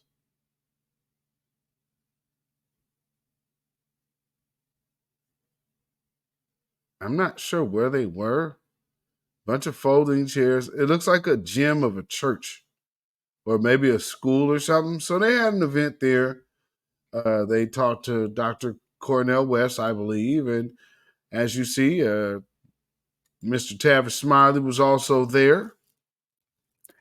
And so it's interesting that they hold an event during a reparations like task force hearing that even involved one of the California reparations task force members in Ice Cold Cheryl Grills. So yeah, it's just kind of interesting of the timing of it all. That and lo and behold, there was also a rally for a reparations rally out in DC. I saw a brother that didn't seem like he had anybody else around him, and there wasn't really much of a crowd, but he was out there speaking. Also, something to just be mindful of and take notice of. Some of the people now who are coming out of the woodworks, picking fights with the NOI. And do not miss the fact that this is happening right now. They're trying to tie the conversation into a reparations conversation. But isn't this the same cat that brought you Gabe Piemonte? I'm just saying. When you have Moroccan moles, secret squirrels are usually nearby. I'll just put it like that. So, for those who just don't understand, sometimes you got to sit back and scan the playing field to see what's going on. And like I said, conflict with people who hate the Minister Louis Farrakhan. And now all of a sudden, people who have kind of looked and been around the reparations movements and have kind of been a questionable individual for some. Now, all of a sudden, it's important for them to start going at the NOI. Right around now, I mean, what a month after the funerals in Jacksonville, where Al Sharpton is bringing Jonathan Greenblatt around, told y'all that was not by an accident. So when you're seeing things like this, we're going to come out and we're going to just know that is what it is. But also remember the end goal and the end game. So they don't necessarily show you what that is today. But family, we already are well aware of what the issue is. So as we say right here, hashtag hands off our reparations. You have no rights here. We're not under the empire. Babylon is fallen. Babylon is fallen. Let it fall and let us rise. Can you dig it? So, yeah. For those of y'all who are thinking like Amari Stoudemire, brother, you get one of these. Sambo, Sambo, Sambo.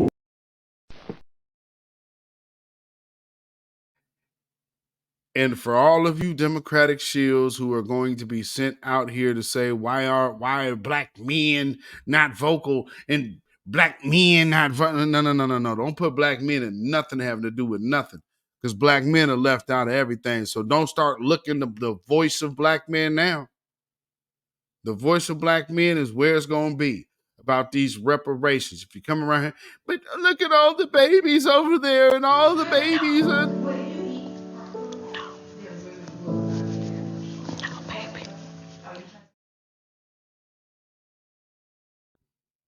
Yeah, it's definitely not going to be us. Definitely not going to be us.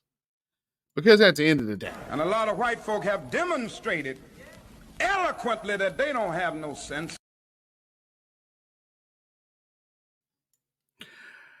So we definitely not going to be doing that. Buck dancing, shuffling, scratching, bootlicking, bamboozling, Uncle Tom Negro.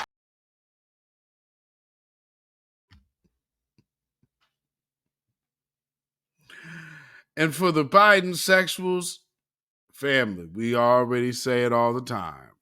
Not everybody is going to make it. And I'm telling you, as a psychologist, I'm not going to be able to psychologize all of them on the corner. Some of them going to sleep for good. And I'm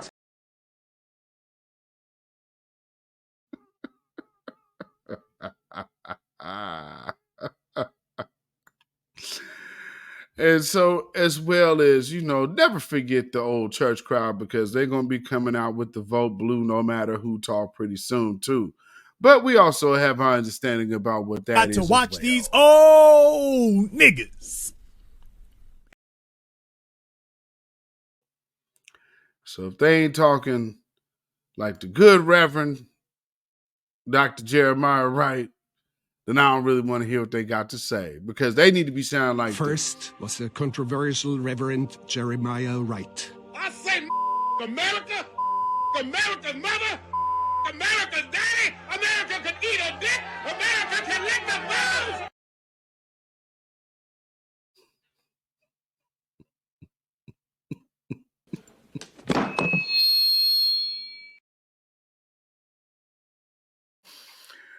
So with that being said, family, for those of you who are on the shill squad and to get us distracted and then to come over here and shame us about not being involved in distractions towards our causes as a community, well, I think I could say, well, I know I can say for myself,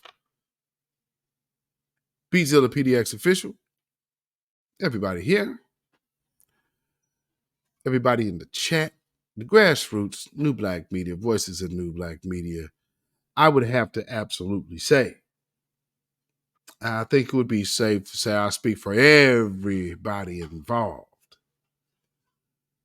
when we have to dedicate this song to you. Get up off of that cocaine and get up off of that crack. Get yourself together and get your mind back.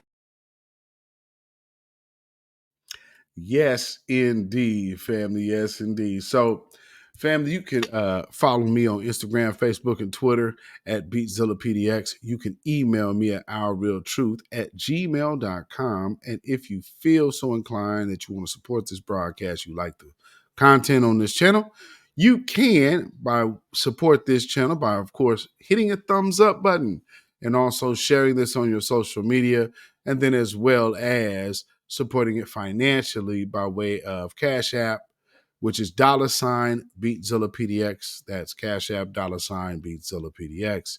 And of course, we have PayPal, which is Zilla Music. That is ZILLAMUZAK at PayPal. So with that being said, family, we are out of here until the next time. So hopefully y'all will make sure to tune in for the next broadcast. Make sure you hit your notification bell. Hit the word all. That way you'll be notified anytime this channel goes live or a video is uploaded. And so with that, keep your 3 smooth stones at the ready and stay black, stay vigilant, stay alive. Black first, black first, black first. Shalom, y'all. When you know who Satan is, Yes, sir.